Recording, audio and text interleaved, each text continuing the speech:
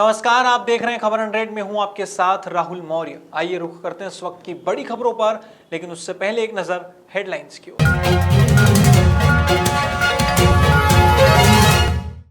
Indore crime branch action mode में 10 लाख रुपए की एमडीएमए ड्रग्स की बरामद। इंदौर पुलिस को मिला स्पेशल टास्क पूरा करने पर मिला नगद इनाम।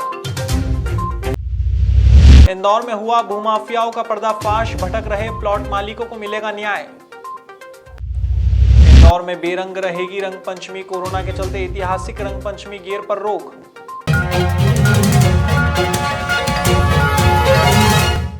एमडीएमए ड्रग्स मामले में गिरफ्तार न्यूज पोर्टल संचालक शाहिद खान से इंदौर क्राइम ब्रांच ने 10 लाख रुपए कीमत का ड्रग्स जब्त किया है।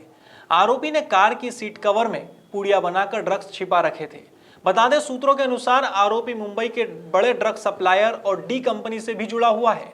फिलहाल पुलिस आरोपी के साथियों की तलाश में जुटी हुई है। एक बड़ा सीजर हुआ था, 70 केजी एमडीएमए सीज किया गया था। इसमें जगह जगह पे पूछताछ और जानकारियां उठा के और फॉलो रेट्स के माध्यम से अभी तक कुल 26 आरोपियों को गिरफ्तार किया है। विगत दिनों अभी शाहिद करके आरोपी को गिरफ्तार किया गया है। इसके पास से जो है करीब 10 लाख रुपए की एमडी ड्रग जब्त हुई है। सर, इसके साथ कौन कौन कॉन्टैक्ट में हैं और क्या ये लॉकडाउन में भी पूरा इसने हाँ, ये लॉकडाउन में भी इसने काफ़ी मात्रा में जो है एमडीएमए का अवैध रूप से परिवहन करके जो है डिलीवरी की है। इस संबंध में पुलिस साख जुटा रही है और जो भी इसकी चेन में आगे हैं उस सब के ऊपर वैधानिक कार्रवाई परीक्षण करके की जाएगी। न्यूज़ पोर्टल की आड़ में बोल रहे हैं कि ये लॉकडाउन में पास जो इशू, हाँ, ये अपने आप को जमजम न्यूज़ का संचालक बता रहा है। सर, कहाँ बेची इसने इंदौर के अंदर? ये हम लोग चेन डेवलप करेंगे, जैसे जैसे हमारी कार्रवाई होगी आपको बताएंगे। सर, कोई पार्षद का भी नाम आ रहा है इसके अंदर? नहीं, अभी हम लोग इस सब चीज़ों का परीक्षण कर रहे हैं। इंदौर एसपी आशुतोष बागरी ने अपने पूर्वी क्षेत्र के सभी एडिशनल एसपी से लेकर थाना प्रभारी और पुलिस थाने के स्टाफ को एक टास्क दिया, जिसमें सभी थाना प्रभारी, एएसपी और सीएसपी को अपने कार्यालय में शाम को 6 बजे पहुंचने के लिए कहा गया। इस टास्क का उद्देश्य सिर्फ इतना था कि पूर्वी थाना क्षेत्र में अगर कोई घटना घटित होती है तो कितने समय में थाना प्रभारी और उनका स्टाफ तैयार होकर घटनास्थल पर पहुंच पाता है। इस टास्क में सफल होने वाले थाना प्रभारी को 500 रुपए नगद और पुलिस जवानों को 100 रुपए का नगद इनाम दिया गया। ये इस एक्सरसाइज का उद्देश्य था कि यदि कोई आकस्मिक घटना घटित होती है तो हमारा फोर्स कितने कम समय में तैयार होकर के और घटनास्थल तक पहुंच सकता है। उसका एक रेस्पॉन्स टाइम चेक करने के लिए ये एक्सरसाइज की गई थी और सभी का इसमें चूँकि सभी थानों की डिस्टेंस अलग है, ट्रैफिक का कंडीशन अलग है और इसमें जो है तो इस सभी पॉइंट को कंसीडर करते हुए अभी हम लोग निकालेंगे इसमें कि किसका रिस्पांस टाइम सबसे हाईएस्ट रहा, क्योंकि कुछ थाने जो पास के हैं यहाँ पे वो बहुत जल्दी पहुँच गए, विदिन 2 या 3 मिनट में यहाँ पे पहुँच गए थे और जो थाने दूर के थे वो उनको 10 मिनट का टाइम भी लगा था। लेकिन इसमें जो मसला है वो डिस्टेंस का भी है और ट्रैफिक का भी है कि कितना ट्रैफिक इसमें लगा था, तो वो सबको कैलकुलेट करके अभी हम लोग निकालेंगे कि किसका रिस्पांस टाइम सबसे फास्ट रहा। और जो भी 5 थाने जो मतलब सबसे पहले और जिनका रिस्पांस टाइम सबसे बेहतरीन रहा, उनके थाना प्रभारियों को 500 रुपये नगद पुरस्कार और जो उनके साथ बल था जो बहुत जल्दी तैयार होकर के और रिस्पांस कम समय में यहाँ पे पहुँच गया, उन सभी जवानों को 100 रुपये नगद पुरस्कार हम देंगे। धार की कुक्षी पुलिस को बड़ी सफलता मिली है। यहां थाना प्रभारी कमल सिंह गहलोत और आबकारी विभाग की टीम ने कार्यवाही करते हुए अवैध हाथ भट्टी शराब बनाने और बेचने वालों पर नकेल कसी है। इस कार्यवाही के तहत पुलिस ने 50 लीटर हाथ भट्टी शराब जब्त की है और साथ ही अधिक मात्रा में महुआ लहान नष्ट किया है।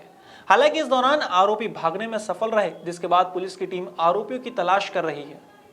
अभियान चल रहे हैं। इसी के तहत आज हमें मुखबिर द्वारा एक सूचना मिली थी कि नदी के किनारे नेसरपुर के पास में भारी मात्रा में अवैध शराब का निर्माण किया जा रहा है। तो सूचना पर आबकारी विभाग से हमारे साथी शुक्ला जी और उनकी टीम और हमारी पूरी पुलिस की टीम संयुक्त रूप से यहाँ दबिश दी और दबिश के दौरान हमें पूरे ये ज़मीन में गड़े हुए करीब 60 डब्बे हैं, जिसमें लगभग 4000 के आसपास 4000 किलो के आसपास लहान था और 80 किलो के आसपास 80 लीटर शराब थी। इसको जब्त की है और बदमाश खुली जगह है, इसका फ़ायदा उठा के भाग गए हैं और बाकी ये लहान पूरा नष्ट किया गया। इंदौर कलेक्टर मनीष सिंह द्वारा शहर के भूमाफियाओं का पर्दाफाश करने के बाद प्लॉट धारकों की उम्मीदें जागने लगी है। दरअसल पिछले कई वर्षों से अपने प्लॉटों पर मालिकाना हक पाने के लिए भटक रहे अयोध्यापुरी कॉलोनी के प्लॉट मालिक उम्मीद जता रहे हैं कि उन्हें जल्द ही उनका हक मिल जाएगा।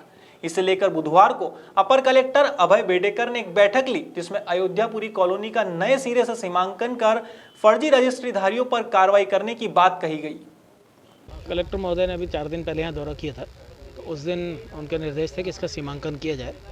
तो आज सब लोगों को यहाँ पर सूचना देकर आज यहाँ पर अभी सीमांकन किया जा रहा है। तो मैं उसी को देखने आया था कि अयोध्यापुरी सोसाइटी की जो ये देवहिला सोसाइटी की जो कॉलोनी अयोध्यापुरी है, इस कॉलोनी के पास कितने खसरों पे रजिस्ट्रियाँ हैं, कुछ रजिस्ट्रियाँ शायद कुछ और लोगों के पास भी, वो भी हम निकाल रहे हैं।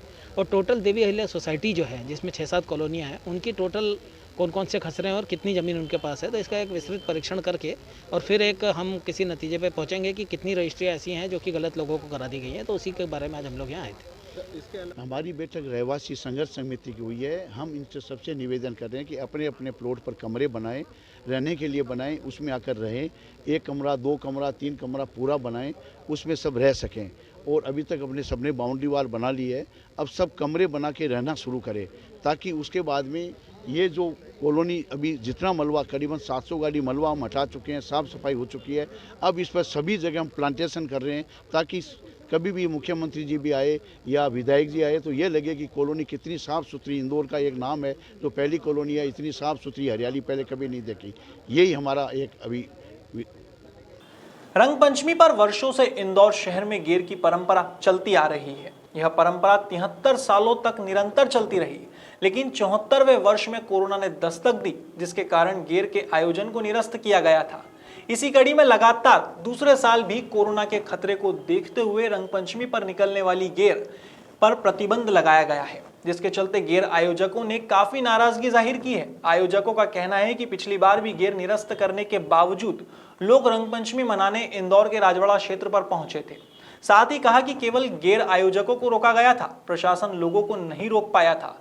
इसी के साथ गेर आयोजकों ने प्रशासन से एक बार और विचार कर नियमों के साथ गेर निकालने की बात कही है।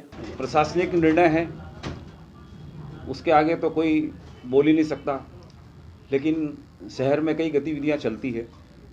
अभी कोई प्रकार के सामाजिक कार्यक्रम होते हैं तो उनको भी परमिशन दी जाती है, कई प्रकार के राजनीतिक कार्यक्रम होते हैं तो उनको भी परमिशन दी जाती है।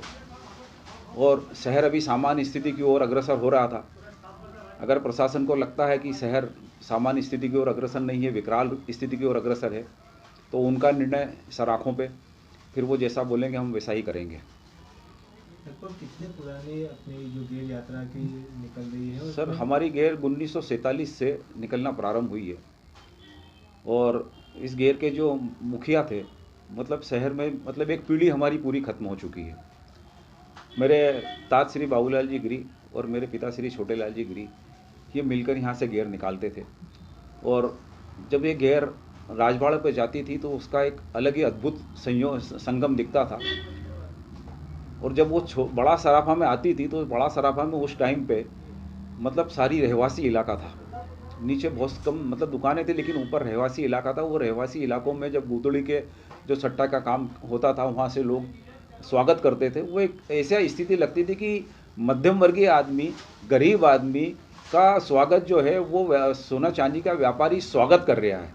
यह एक परंपरा थी जिसमें वो पहचान में नहीं आता कि जो है जिसके पास खेलने को कुछ नहीं है, रंग लगाने को पैसे नहीं है, अगर वो टोरी गार्डन की गेर में शामिल होता है तो सोना चांदी के व्यापारी जो हैं सरापे के, वो उस पर रंग गुलाल डाल रहे हैं, तो उसको कितना अच्छा लगता होगा, क्या अनुभूति होती होगी, ये तो मतलब उस जमाने के लोग ही जानते होंगे।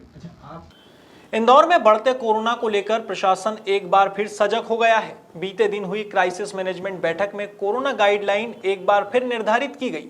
इसके बाद इंदौर कलेक्टर मनीष सिंह ने बुधवार को स्वास्थ्य विभाग सहित अधिकारियों की बैठक ली, जिसमें कोरोना की रूपरेखा के बारे में चर्चा की गई। जो कोरोना के प्रकरण बढ़ रहे हैं, उसको लेकर के अस्पतालों में कैपेसिटी आईसीयू बेड्स की, नॉर्मल बेड्स की, ऑक्सीजन एचडी बेड्स की फिर से पुनः ऐसा लग रहा है कि बढ़ाने पड़ेंगे। उसको लेके आज सभी अस्पताल संचालकों को बुलाया था और डॉक्टर्स को भी बुलाया था। इंडियन मेडिकल एसोसिएशन की जो कोर टीम के सदस्य हैं वो लोग भी आए थे और सभी से चर्चा की है और सभी ने बतलाया है कि जिस प्रकार से अगर संख्या बढ़ती है तो ICU बेड्स और ऑक्सीजन बेड, HDU बेड की संख्या हम बढ़ा देंगे इसमें। मध्य प्रदेश की आर्थिक राजधानी कहे जाने वाले इंदौर के तीन इमली पर एक प्लास्टिक बैग बनाने वाली फैक्ट्री में अचानक भीषण आग लग गई। आग इतनी भयानक थी कि फैक्ट्री में रखा सामान और लाखों रुपए की मशीनें जलकर खाक हो गई। मौके पर फायर ब्रिगेड की 5 गाड़ियां और 6 पानी के टैंकर आग पर काबू पाने के लिए पहुंचे। गनीमत रही कि मामले में कोई जनहानि नहीं हुई, लेकिन फैक्ट्री में रखा लाखों का सामान जलकर राख हो गया। सर, ये एप्पल एग्रो फैक्ट्री करके नाम है। इसमें प्लास्टिक के बैग वगैरह, प्लास्टिक के मशीनरी वगैरह हैं, है ना। अंदर आग लगी हुई है, हम लोग काम कर रहे हैं, अभी काम चल ही रहा है। 3 गाड़ियां हैं फायर ब्रिगेड की, है ना। काय में लगी आग? ये प्लास्टिक फैक्ट्री में ही लगी, इसी फैक्ट्री में, है ना। नहीं, कारण वगैरह अभी तो बता नहीं सकते हम, है ना। मशीनों में आग? हाँ, मशीनों की कीमत होगी। हाँ, करोड़ों में भी जा सकती है ना। हाँ, 3 तो फायर ब्रिगेड की गाड़ियाँ, 3-4 टैंकर है। बुधवार को कृषि मंत्री कमल पटेल ने मीडिया से बात करते हुए कहा कि कर्ज माफी एक धोखा था।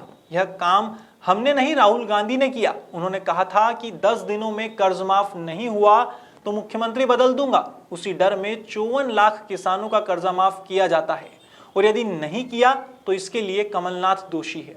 बीजेपी की सरकार ने किसानों के लिए चना मसूर को पहले खरीदने का निर्णय लिया, जिससे 10,000 करोड़ रुपए किसानों की जेब में आएगा, जो कि इनकी कर्जमाफी से ज्यादा है। इस दौरान उन्होंने कांग्रेस पर तंज कसते हुए कहा कि कांग्रेस विनाश काले विपरीत बुद्धि हो गई है। कांग्रेस ने हमेशा फूट डालो राज करो की नीति अपनाई है। जुटाई जा रही है। देखिए, कर्ज माफी एक धोखा था। कर्ज माफी का वादा हमने नहीं किया, कांग्रेस ने किया था, राहुल गांधी ने किया था और ये कहा था कि 10 दिन में कर्ज माफ नहीं हुआ तो मुख्यमंत्री बदल दूंगा। और उसी डर में कमलनाथ जी ने मुख्यमंत्री बनते से ही सबसे पहला जो दस्तखत किए कि मध्य प्रदेश के 54 लाख किसानों का कर्जा माफ किया जाता है। जब कर्जा माफ कर दिया तो अब काहे का कर्ज माफी, और नहीं किया तो उसके लिए कमलनाथ दोषी है, भारतीय जनता पार्टी नहीं। हमने किसानों की आय बढ़ाने के लिए चना, सरसों, मसूर जो फरवरी मार्च में आ जाता है गेहूं के साथ, लेकिन खरीदा जाता था, बाद में हमने पहले खरीदने का निर्णय लिया। इसलिए 10,000 करोड़ से ज्यादा किसानों की जेब में आएगा, जो इनकी कर्ज माफी से ज्यादा है। इसी प्रकार बीमा हमने 1 महीने तारीख बढ़ाई खरीफ फसल में और उससे 9 से 10,000 करोड़ हम कर्ज बीमा का पैसा दिलाएंगे 40-45 लाख किसानों को। तो ये है भारतीय जनता पार्टी किसान को अपने पैर पर खड़ा करना चाहती है। फिलहाल खबरों में इतना ही। देश और दुनिया की तमाम खबरों के लिए देखते रहिए खबर 100, जनता की बुलंद आवाज।